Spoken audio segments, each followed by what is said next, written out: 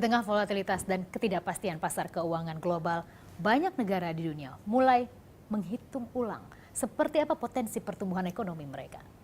Namun Indonesia khususnya memiliki potensi yang luar biasa. Indonesia memiliki potensi mulai dari sumber daya manusia hingga sumber daya alam. Dari sumber daya manusia, Indonesia merupakan negara dengan populasi terbesar keempat di dunia, terbesar di Asia Tenggara. Dari sumber daya alam kita sangat berlimpah, mulai dari sumber daya laut, kemudian juga tambang, minyak dan gas bumi yang harusnya itu bisa membuat sebuah formulasi yang optimal untuk mendorong pertumbuhan ekonomi yang lebih sustain. Tapi tidak hanya itu, dibutuhkan sebuah kebijakan yang komprehensif baik dari kebijakan moneter, fiskal, termasuk juga perdagangan. Lantas, apa yang harus dilakukan oleh pemerintah Indonesia untuk mengambil setiap celah potensi pertumbuhan ekonomi sehingga bisa mempertahankan level pertumbuhan ekonomi Indonesia berada di level yang tinggi? Saya akan membahasnya lebih dalam bersama salah seorang pemenang penghargaan Nobel Ekonomi tahun 2003, Profesor Robert Engle, dan kita akan menggali lagi lebih dalam seperti apa prospek pertumbuhan ekonomi di dunia, termasuk juga khususnya di Indonesia. Professor Engle, thank you for joining with me. Thank you. And I've read your presentation and, of course, your method. And nowadays, we can see that the global financial market is changing shape. So what is in your mind right now? Well, there's a lot going on in the global financial markets, that's for sure. We've had a busy year. We had Brexit, we've got new president in the U.S., Mr. Trump, and we have Europe in somewhat disarray. So you think it's going to be more challenging ahead for a global financial market? I think so, except that today financial markets are actually very calm, surprisingly calm given all the things that are going on. We don't see a lot of financial volatility.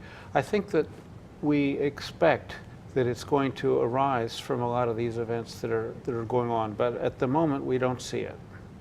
We don't see it well. And some of the most recent global market challenges, like you've already said, like China's shifting economy and then Brexit and then Trump's effect, which one is the most risky one for the market, especially for emerging markets, including Indonesia? Well, I think the slowdown in China has had a big effect on emerging markets. There's so many of the emerging market countries depend on commodities, and China has slowed or stopped buying a lot of the commodities that have fueled the growth in emerging markets. So I see all over Latin America and Asia countries that are slowing in their growth and trying to figure out how to deal with it. All right. But let me also say that the global economy is slowing as well, that the developed countries are not growing as fast as they used to. The U.S. is sort of an exception. It's accelerated a little bit, but Europe is quite slow, and as I said, China is slowing down. So that this is actually a global problem of slow growth. Slow growth is a global problem, and IMF has ever said that too slow for too long. Last year, capturing the slowing growth among countries, but in the last report of IMF, shifting global economic escape, IMF released a new outlook that after a lackluster outturn in 2016, economic activities is projected to pick up pace in 2017 and 2018. Do you agree with that? I think that if good policy is followed, that will happen. But I don't think without good policy that we can expect that. What I think is needed is a sensible fiscal policy. I think that we need to see economies around the world spend money on productive government expenditures on things like infrastructure and education that will actually increase the marginal product of capital, make businesses more productive, make workers more productive, and therefore generate additional tax revenue that would pay for the investments. I think this kind of fiscal policy is what's really needed to get the global economy moving again. Because you said a monetary policy is not enough to It's- restore the growth. It's not enough. Okay. We've lowered interest rates to zero. There is not much more room there. So fiscal policy is quite important for boost our growth. That's what I think, yes. All right. And then in your presentation, you wrote about as risk. Yes. Did I say that right? You said it All just right. As risk, as a stress test. Would you explain simply what the thing is? So S-risk stands for systemic risk. And it's a way of measuring how risky the financial sector is in a country or a bank. And let me say it in a kind of a simple way. When people put aside savings, it's because they're afraid they might lose their job or have some big expense. And the question is, do they have enough savings so that they can weather a storm like this? Okay, so Banks are the same way. bank is the same way. Bank yeah. is the same way. It needs to have enough capital in its background so that if the assets that it buys don't go up in value, if it makes bad loans, bad decisions, that it has enough capital to survive a downturn. And that sounds dangerous. That's why it's dangerous. That's right. So what S-risk is a measure of how much capital a bank would need in order to survive another financial crisis like the last one we had. Okay, so what kind of variables that we need to involve in this S-risk method? So there are really three things that S-risk depends on. Depends on how big the institution is. It depends on how much leverage it has. That's its ratio of debt to equity. And it depends on how risky it is. That is, how responsive is the equity of this company if the global stock market goes down over the next 6 months? So we can measure all of those things. We can measure all those things. All right. Where is the S-risk of Indonesia? It's very close to zero. Very close to zero. That's good.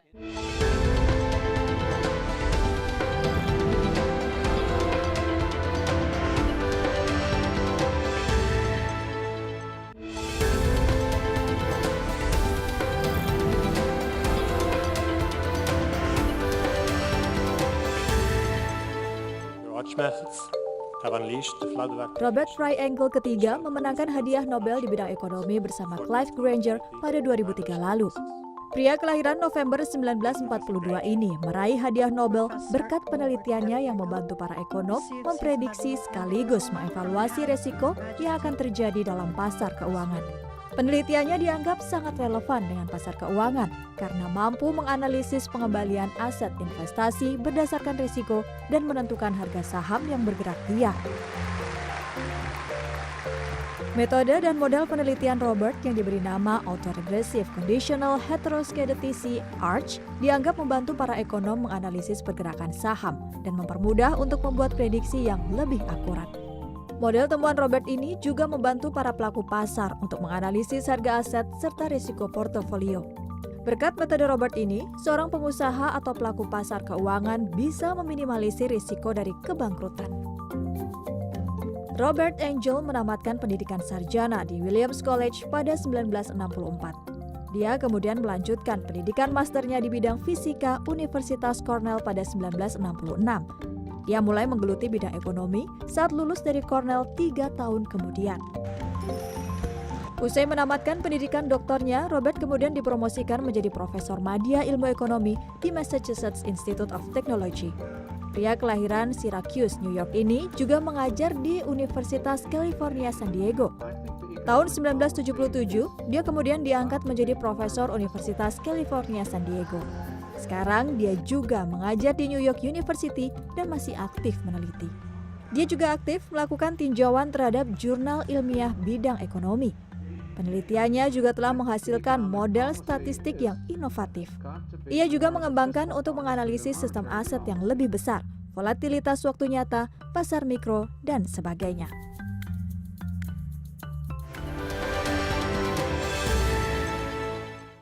And where is the S-risk of Indonesia? It's very close to zero. Very close to zero. That's good. Yes. Indonesia has a banking system which seems to be very safe by this measure. There is a lot of capital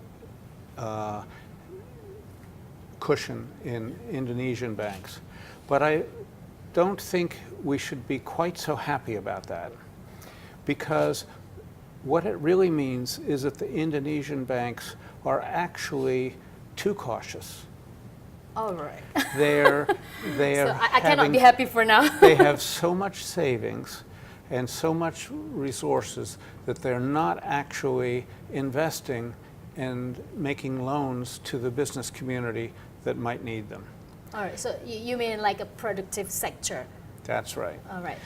So when you think about the work that banks do, they take in our deposits and then they make loans to businesses. If they don't make the loans, they're very safe.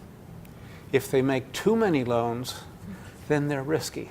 But if there is a just right amount, which is not risking the bank, but making all the loans that the economy needs and that the resources can afford, that's what the bank should do. So go on the right track. The money, yes. The loan goes to the right That's track. right. So let's talk about Indonesia, Professor. What are the engines to boost growth in emerging markets? And of course, I'm talking about Indonesia, including Indonesia. You think, like you say, financial sector in Indonesia is quite near zero for the risk. And right now, we talk about the engines. What do you think the engines for the emerging markets? Well, a lot of the engines have been exports, and it's the commodity exports that have slowed down, but other kinds of exports maybe are still working to provide an engine of growth. And we see the recovery prices of commodities now. But this is where, and we see some recovery in commodity prices, but it's the exports of non-commodities that we should be paying attention to, I think, because this is what will be affected by some of the things that the Trump administration wants to do in the U.S. It's one of the things that will be affected by the cancellation of the TPP trade policy by our new president, and it's exports that could go to Europe if Europe is healthy enough to be a good market for Indonesia. My guess is that Indonesia should be active in looking at new markets. Probably the rest of the TPP countries that are no longer including the U.S., but Latin America and Southeast Asia are all good markets for each other. You don't have to necessarily have the U.S. involved. All right. And like you say, monetary policy alone cannot restore growth. In Indonesia, a government has implemented a fiscal discipline, and then with 14 reform packages. Do you think that's all enough to boost our growth or to make it sustain growth ahead? Well, I don't know the detailed plans that the government is proposing. I did discuss with the governor of East Java some of his plans, which seemed to me along these lines. He has various fiscal proposals and public-private partnerships and so forth to try to get various kinds of things done. And I think that seemed very promising. That seems very promising. And last but not least, PricewaterhouseCoopers predicted Indonesia economy will be the fourth biggest economy in 2030, based on the GDP and purchasing power parity. Do you think Indonesia can catch that position, and how to get that position? Well, that's a big growth spurt that is going to be needed for that. Indonesia has a big population. if this population is put to work doing productive jobs and producing products, the GDP will grow, and that's what it's about. You don't have to have a big country in order to have a big GDP. I mean, if you look at Singapore and the UK and so forth, they're just little islands, but they have a big impact. And so Indonesia, with a lot of people and a lot of islands, can be a strength. Can be a strong country. Thank you so much, Professor Engle, for joining. Nice to meet you. Nice to meet you.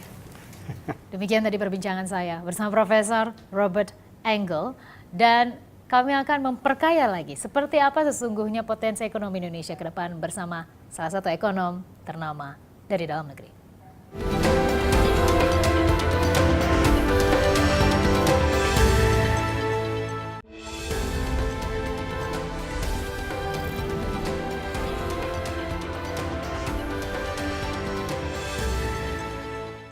Dan sudah hadir bersama saya saat ini Raden Pardede, ekonom senior yang sudah menyiapkan waktunya untuk kita. Terima kasih Pak Raden sudah bergabung bersama kami. Dan menarik memang bila kita melihat bagaimana ekonomi secara global, kemudian Indonesia juga sangat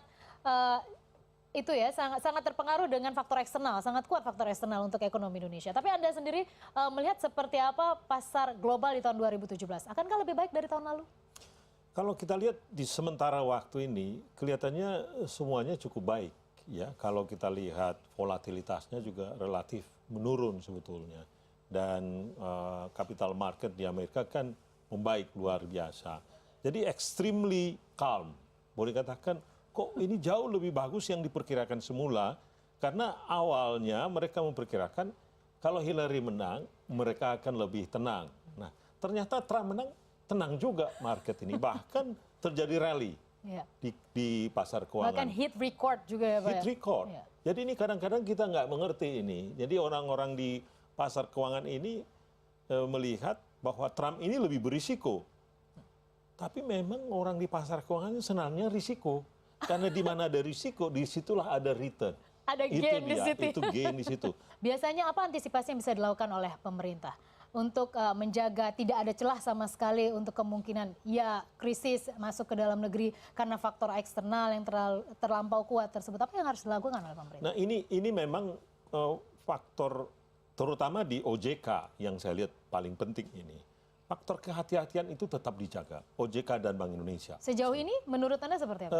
Menurut saya sudah oke lah, tapi di sisi lain jangan sampai misalkan, ini pertumbuhan kredit perlu dipacu. Nah, ini kan ibarat pedang bermata dua ini. Memang perlu bahwa pertumbuhan kredit itu baik supaya kita bertumbuh. Tapi di sisi lain, pertumbuhan kredit yang terlampau cepat dan quote-unquote bisa ugal-ugalan, maka itu bisa menyebabkan potensi krisis karena NPL-nya naik kan. Faktanya beberapa waktu belakangan ini ada bank-bank yang kita lihat mengalami masalah karena pertumbuhan kredit mereka cukup besar. Baik, dalam perbincangan saya bersama Profesor Robert mengatakan bahwa untuk Indonesia potensi krisis menurut hitung-hitungannya itu near zero. Jadi hampir 0%.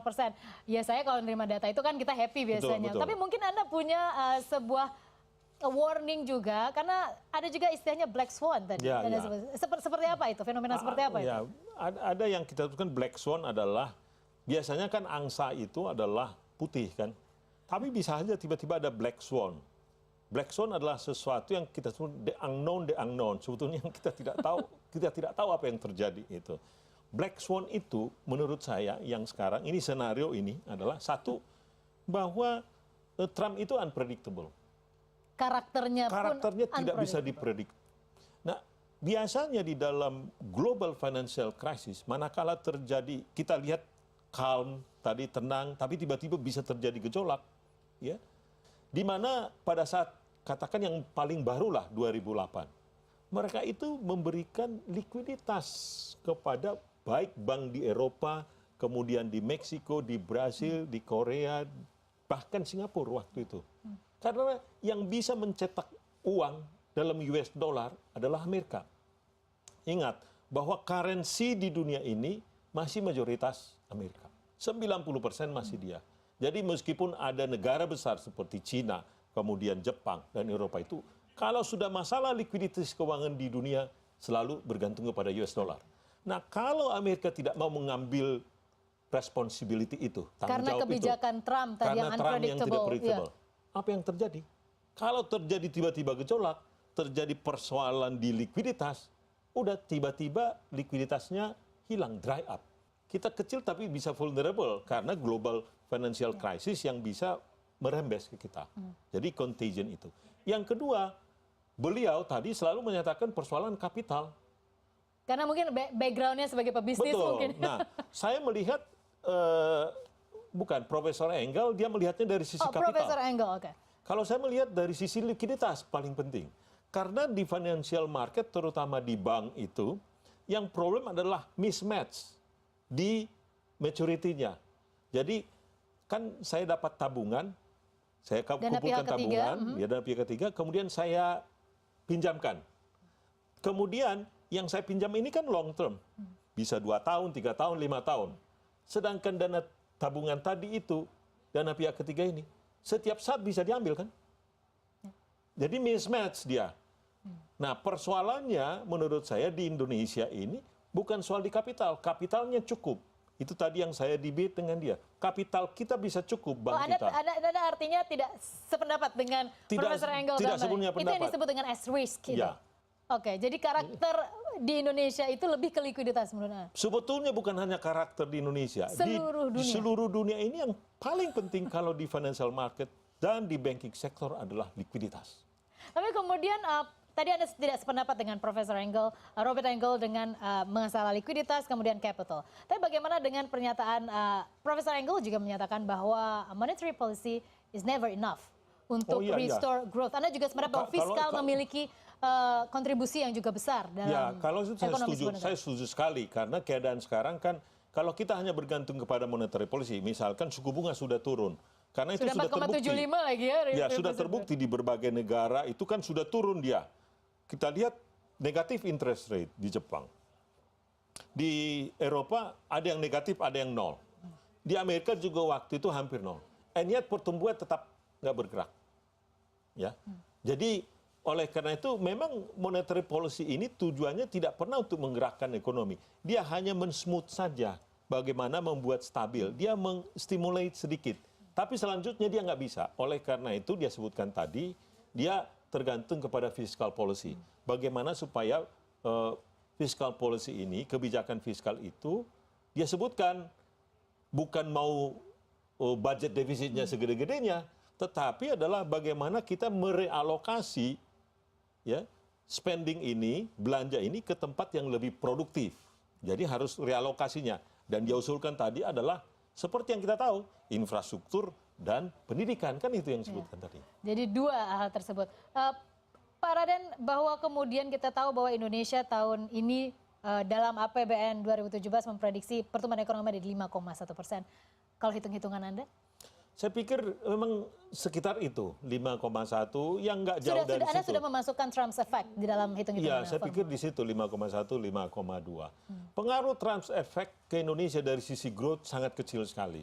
Cuman kita seperti yang saya katakan tadi, pengaruh Trump ini lebih ke arah bisa terjadi volatilitas atau risiko di pasar keuangan. Kalau dari sisi perdagangan itu relatif kecil. Ya, ingat. Indonesia dibandingkan dengan negara-negara tetangga kita itu less dependent terhadap trade. Ya, itu yang membuat kita bisa bertumbuh sekitar 5%-an terus. Ya, negara lain begitu volume trade-nya turun, mereka anjlok. Singapura, Malaysia, Thailand. Kita relatif karena domestic market kita, pasar dalam negeri kita cukup besar. Populasi kita itu cukup besar. Hobi itu konsumsi lagi ya? Iya, cukup besar. Dan terakhir mungkin Pak Raden saya ingin mengetahui bahwa memang shortfall pajak masih terus menjadi salah satu juga barometer ketersediaan likuiditas untuk pemerintah juga. Bagaimana Anda melihatnya shortfall untuk tahun 2017 ini? Menurut saya persoalan di shortfall daripada pajak ini ada masalah yang sangat mendasar sekali. Masih banyak yang belum bayar pajak dengan benar. Dan ini, sorry, saya harus menyatakan ini, banyak di Indonesia yang menuntut haknya, tetapi tidak membayar kewajibannya. Dan ini adalah termasuk yang medium dan juga small. Saya pikir ini yang besar-besar dengan adanya tax amnesty ini sudah lebih banyak yang sudah bayar pajak. Ya. Tapi yang menengah ke bawah banyak yang belum bayar pajak nih. Tapi menuntutnya luar biasa. Nah, ini adalah kenapa saya katakan begitu, bahwa buktinya jumlah pembayar pajak itu masih terlampau kecil. Ya. Tugas kita adalah kalau memang shortfall pajak ini mau diatasi adalah kita harus benar-benar melakukan reformasi perpajakan ini. Bagaimana supaya jumlah pembayar pajak ini lebih luas.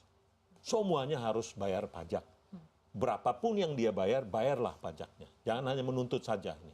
Baik, Itu terima kasih Pak Raden telah bergabung bersama kami hari ini dan memberikan perspektifnya terkait ekonomi Indonesia 2017. Terima kasih. Ya, demikian tadi perbincangan saya bersama ekonom senior Raden Pardede untuk menggali lebih dalam bagaimana perspektifnya mengenai potensi ekonomi Indonesia ke depan, bahwa meskipun memang potensi krisis Indonesia di bidang finansial memang relatif kecil, tapi Raden Pardede juga mengingatkan untuk berhati-hati untuk setiap potensi krisis yang ada, sehingga antisipasi harus segera dilakukan oleh pemerintah, tidak hanya kebijakan moneter tapi tentunya adalah kebijakan fiskal.